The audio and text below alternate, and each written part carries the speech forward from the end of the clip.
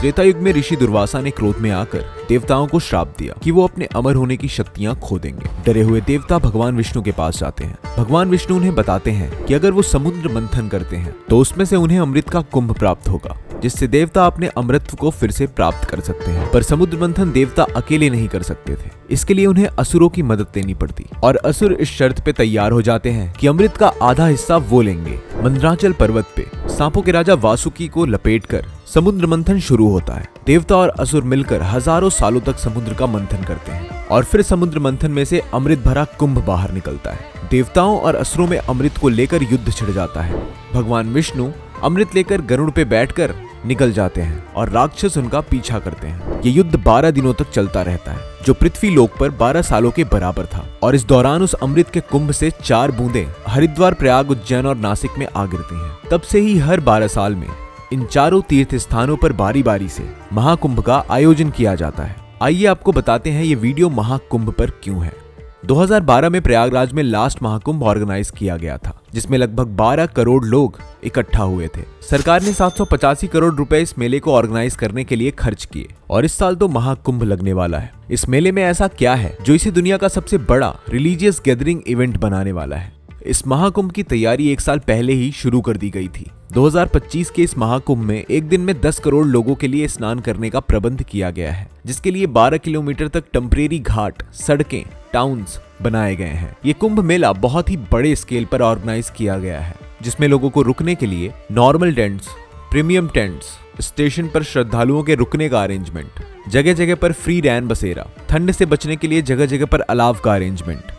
इतने बड़े क्राउड को मैनेज करने के लिए 4 ASP और 45 DSPs अपॉइंट किए गए हैं और साथ ही साथ 2700 कैमराज विथ AI टेक्नोलॉजी लगाए गए हैं। और ऐसी ही बहुत सी चीजें हैं जो एक छोटे से वीडियो में कवर कर पाना पॉसिबल नहीं है। कुंभ क्षेत्र है, मेला क्षेत्र है। हमने ओवरऑल एक सप्त चक्रीय सुरक्षा व्यवस्था सुनिश्चित कराई है। जहां से लोग आ रहे हैं उनके सोर्स स्थल से ही चेकिंग प्रारंभ कर दी गई है। बाकी जो विभिन्न इनपुट्स प्राप्त होते हैं उसके अनुसार हमने कार्रवाइयां की हैं। विभिन्न एजेंसियों से भी हम तालमेल कर रहे हैं, चाहे वो स्टेट गवर्नमेंट की हों या सेंट्रल गवर्नमेंट की एजेंसीज हों। तो आइए अब कुछ प्रैक्टिकल बातें करते हैं। इंडियन एक्सप्रेस की एक रिपोर्ट के अकॉर्डिंग महाकुंभ 2025 का बजट लगभग 5435 करोड़ रुपए है। ये पैसा शहर और घाट के डेवलपमेंट के लिए यूज किया जा रहा है, जैसे roads, flyovers, railway, shelter rooms और घाट।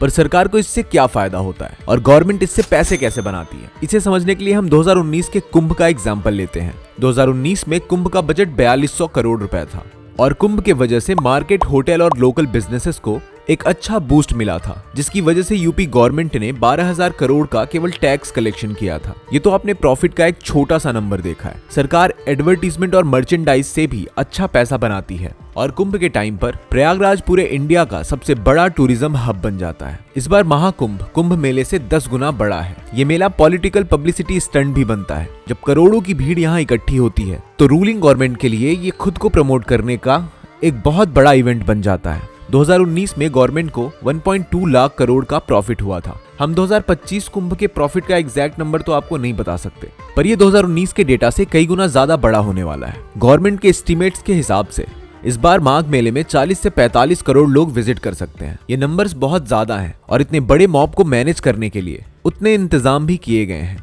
इस महाकुंभ को इतना भव्य तरीके से ऑर्गेनाइज किया जा रहा है जो देश के बाहर के लोगों को अट्रैक्ट करता है और टूरिज्म बढ़ेगा, जिससे स्टेट और देश की इकोनॉमी को बूस्ट मिलेगा। वी होप सरकार का जितना बजट है उसका पूरा पैसा अच्छी तरह से यूज किया जाए और इसमें किसी भी तरह का करप्शन ना हो, जिससे ये महाकुंभ भव्यता से भरा हो। महाकुंभ की वजह से प्रयागराज में रोड्स, रेलवेज और बेसिक डेवलपमेंट किया गया है, जो अब हमेशा के लिए रहेगा और इससे शहर और स्टेट को बेनिफिट होगा। क्या आप इससे पहले महाकुंभ से रिलेटेड इन बातों को जानते थे? हमारी तरफ से आपको सलाह है कि आपको एक बार ये महाकुंभ जरूर विजिट करना चाहिए। It will be one of the best experiences of your life. आप इस वीडियो को ज्यादा से ज्यादा शेयर करिए, जिससे इस महान कल्चर और महाकुंभ के बारे में लोगों को पता चल सके। आपको ये वीडियो कैसा लगा? Let us know in the comment box. और ऐसी ही और वीडियोस के लिए हमारे चैनल ब्रेकडाउन ब्रेन्स को सब्सक्राइब करें।